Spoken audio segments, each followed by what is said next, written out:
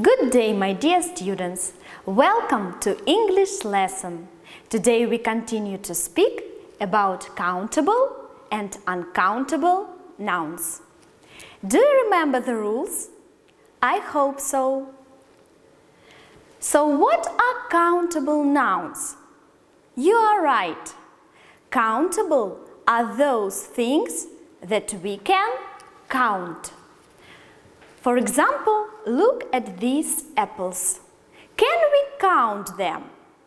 Of course we can. 1 apple, 2 apples, 3 apples. So the word apple is countable noun. And now look at this picture. Can we take these grains of rice and count them? Maybe it's possible. But why should we do it? It doesn't make sense. We usually count the bowls of rice, the buckets of rice, or the packages of rice, but not the grains of rice. So the word rice is uncountable noun. At home, you have already done this exercise. Your task was to guess what products are countable and what are uncountable. So let's check your knowledge. Look, you can see that the words carrots, tomatoes, potatoes, peppers, strawberries, eggs, cherries, and apples are countable nouns. And the words broccoli, rice, cheese, and soup are uncountable.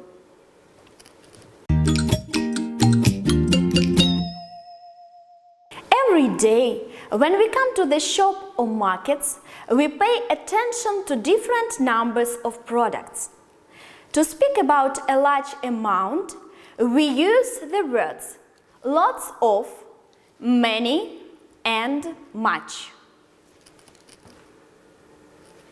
We use lots of with countable and uncountable nouns only in the affirmative sentences.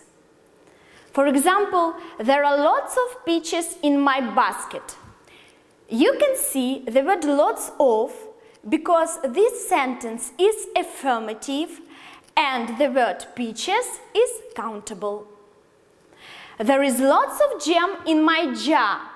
This sentence is affirmative too. The word jam is uncountable, so it doesn't matter if the noun is countable or uncountable in the affirmative sentence.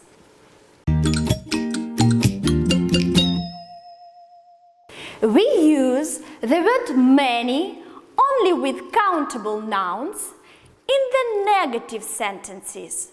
For example, there aren't many plums on the table. You can see the negative form of the verb to be aren't, so the sentence is negative, and the word plums is countable. That's why we use many.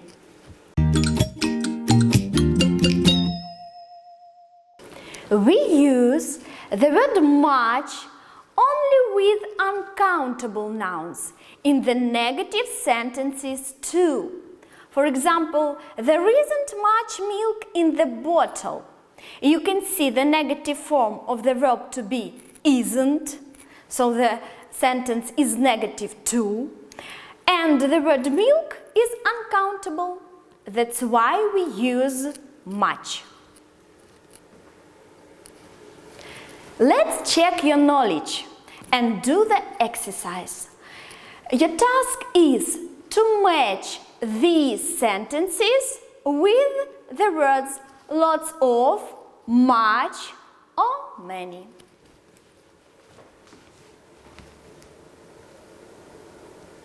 Let's check your knowledge. I don't eat many oranges. I prefer apples. I shouldn't eat so much pizza. It isn't healthy. Eat lots of fruit. It's very good for you. And what about interrogative sentences? How can we ask people about different numbers of things? I hope this song can help you to understand.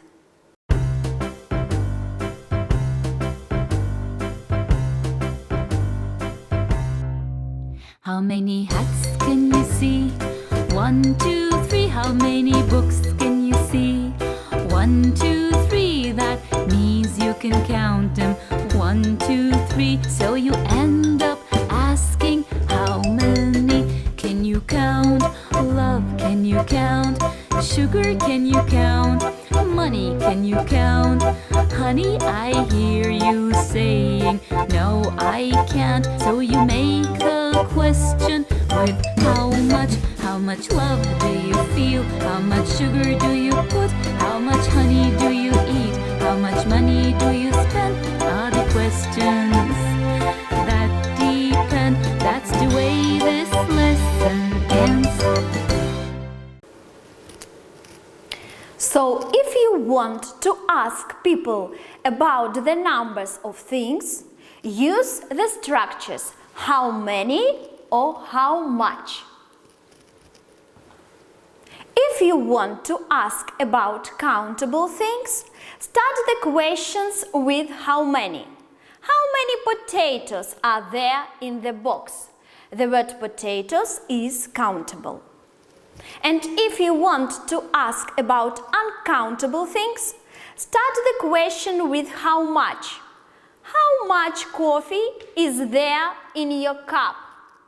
You can see the word coffee, it is uncountable. That's why we start with how much.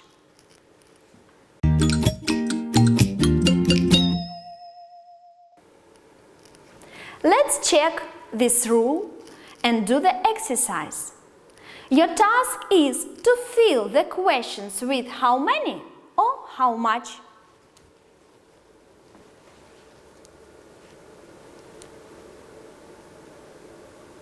Let's check your knowledge. How many books are there? How much cheese is there? How much bread is there? How much cake is there? How much meat is there? How many potatoes are there? How many sandwiches are there?